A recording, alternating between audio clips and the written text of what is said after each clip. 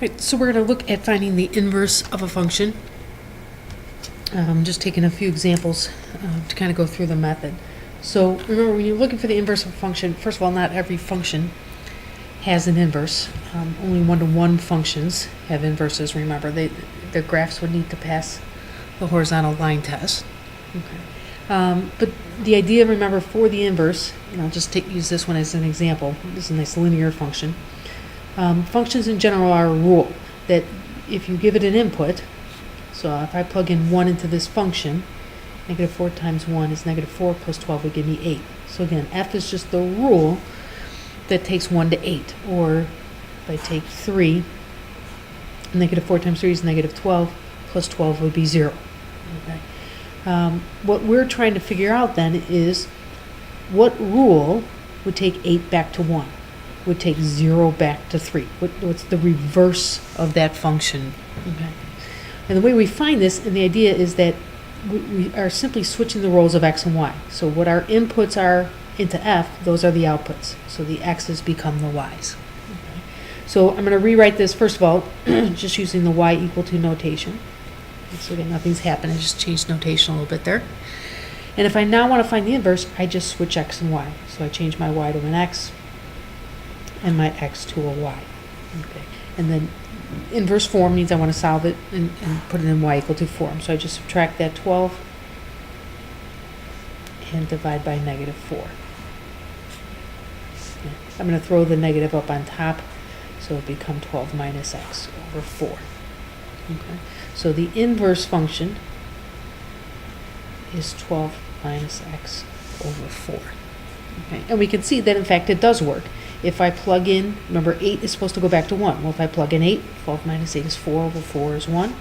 If I plug in 0, I get 12 for numerator divided by 4 is 3. Okay. All right, second one, this is a shift on the reciprocal function along with a vertical stretch. So we're looking for the inverse. So again, the first thing I do is just introduce the y in there and get out of the function notation for a moment. Okay. And then again, to find the inverse, I switch the role of x and y. Okay. And again, I'm solving for y, so I'm going to multiply both sides by y plus 4.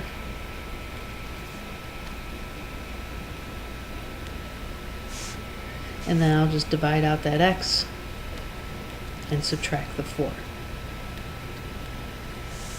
Okay, so again, using the inverse notation, I would have h inverse of x is 3 over x minus 4. Okay. And it's always good to just sort of double check and make sure, at least for 1 or 2 input outputs, it's working correctly.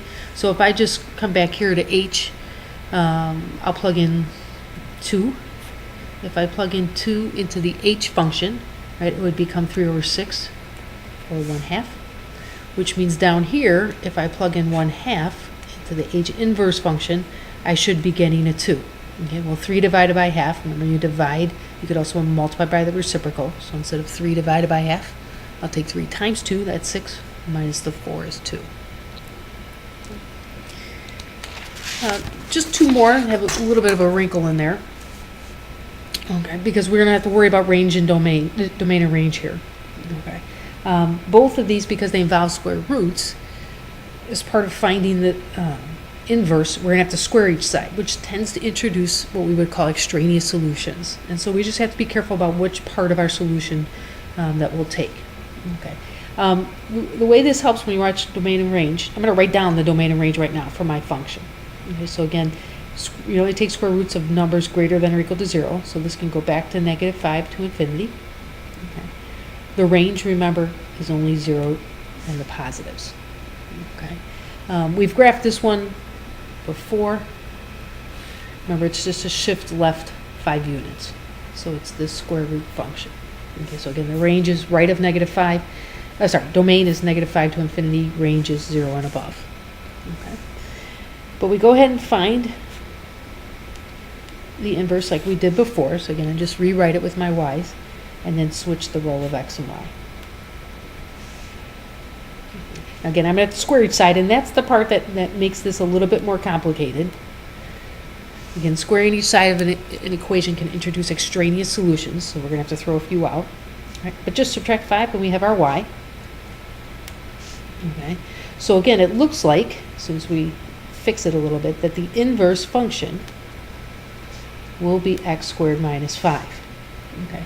But we know we need a restricted domain. So first of all, one way to catch it is using this, right? So if the domain and range switch, that means my domain is now 0 to infinity, okay, and my range is -5 to infinity. So this would be the inverse function as long as we say x has to be greater than or equal to 0. Okay. We can also see this up here in the graph. Remember, when you are finding the inverse of a function, you reflect across that line y equals x. Okay.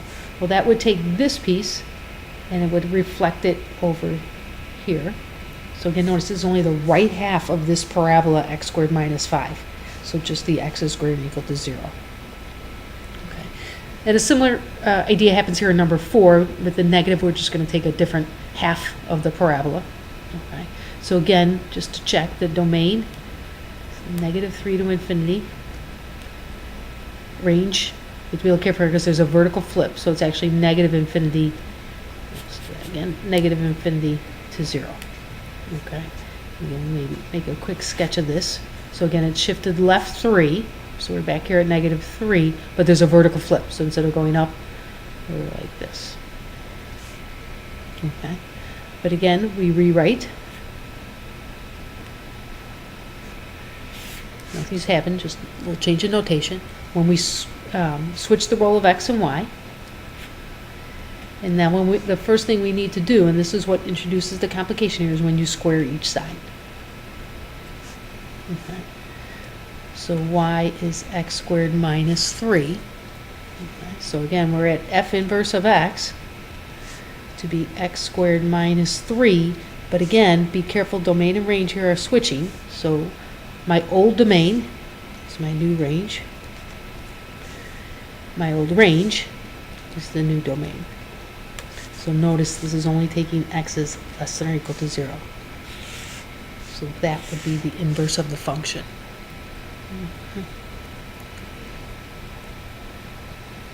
And again, graphically, you could put in this x, y equals x line.